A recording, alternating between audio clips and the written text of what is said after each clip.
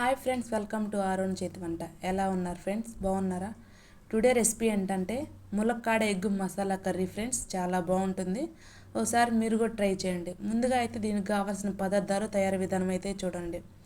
మునక్కాయని చిన్న చిన్న ముక్కలుగా కట్ చేసుకొని శుభ్రంగా కడుక్కొని వాటిని ఫ్రై చేసుకోవాలి ఫ్రెండ్స్.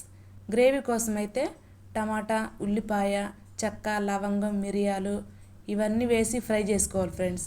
తర్వాత కొద్దిగా కొత్తిమీర, సాల్ట్ వేసి మిక్సీ పట్టుకోవాలి ఫ్రెండ్స్. ముందుగా మనం మునక్కాయని ఫ్రై చేసాం కదా ఫ్రెండ్స్, అదే కడాయిలో ఆవాలు, పచ్చిశనగపప్పు, జీలకర్ర, పచ్చిమిర్చి, కరివేపాకు ఇవి వేసుకొని చిటపట్లాడేంత వరకు అయితే ఫ్రై చేసుకోవాలి ఫ్రెండ్స్. తర్వాత అయితే మనం ముందుగా ప్రిపేర్ చేసుకున్నాం కదా ఫ్రెండ్స్ పేస్ట్, అయితే ఆ పేస్ట్ వేసి బాగా ఫ్రై చేసుకోవాలి ఫ్రెండ్స్. కొద్దిగా ఫ్రై చేసుకున్న తర్వాత కొద్దిగా సాల్ట్, కొద్దిగా పసుపు వేసుకొని బాగా కలుపుకొని మూత పెట్టుకోవాలి ఫ్రెండ్స్. అడుగంటకుండా అయితే మనం చూసుకోవాలి ఫ్రెండ్స్. ఎగ్స్ కోసం అయితే నేనైతే ముందుగానే ఉడికించుకున్నాను ఫ్రెండ్స్. ఎగ్స్ అయితే ఉడికించిన ఎగ్స్ చుట్టూరు అయితే ఘాట్లు పెట్టుకుంటున్నాను ఫ్రెండ్స్.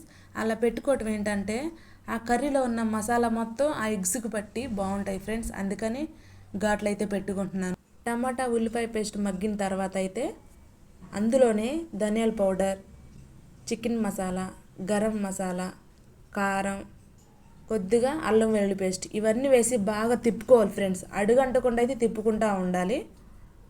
మీలో ఎంతమందికి ములక్కాడ ఎగ్ మసాలా కర్రీ అంటే ఇష్టమో కామెంట్ చేయండి.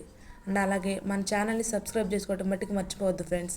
ఈ వీడియో అయితే లాస్ట్ వరకు చూడండి, స్కిప్ చేయకుండా. వీడియో అయితే చాలా బాగుంటుంది. వీడియో చూసే ముందు అయితే ఒక లైక్ కొట్టండి ఫ్రెండ్స్.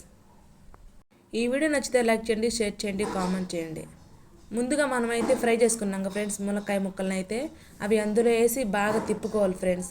తిప్పుకొని ఒక 2 నిమిషాలు మూత పెట్టుకోవాలి ఫ్రెండ్స్. అలా ఎందుకంటే ఆడుకున్న మసాలా మొత్తం ఆ ములక్కాడకైతే పట్టింది ఫ్రెండ్స్. అందుకని బాగా తిప్పుకొని మూత పెట్టుకోవాలి. తర్వాత కొద్దిగా వాటర్ వేసుకోవాలి గ్రేవీ కోసం అయితే. వాటర్ మొత్తం ఇంకిపోయిన తర్వాత మనం ముందుగా బాయిల్ చేసుకున్నాం కదా ఫ్రెండ్స్ ఎగ్స్ అయితే అవి వేసుకొని తిప్పుకోవాలి ఫ్రెండ్స్. ఫైనల్గా తాలింపు కోసం అయితే 2 టేబుల్ స్పూన్ ఆయిల్ తీసుకొని అందులో కొద్దిగా జీలకర్ర, పచ్చిశనగపప్పు, ఆవాలు, కరివేపాకు, కొత్తిమీర ఇవన్నీ వేసుకొని తిప్పుకోవాలి ఫ్రెండ్స్. ఆ తాలింపునైతే కర్రీలో వేయాలి ఫ్రెండ్స్. అంతే, కర్రీ అయితే రెడీ అయిపోయింది. తాలింపు వేయటం వల్ల కర్రీ అనేది చాలా బాగుంటుంది ఫ్రెండ్స్. అందుకనే తాలింపు వేసుకుంటున్నాను. ఎప్పుడు మీరు చేసే విధంగా కాకుండా ఒకసారి ఇలా ట్రై చేయండి ఫ్రెండ్స్. Bye friends.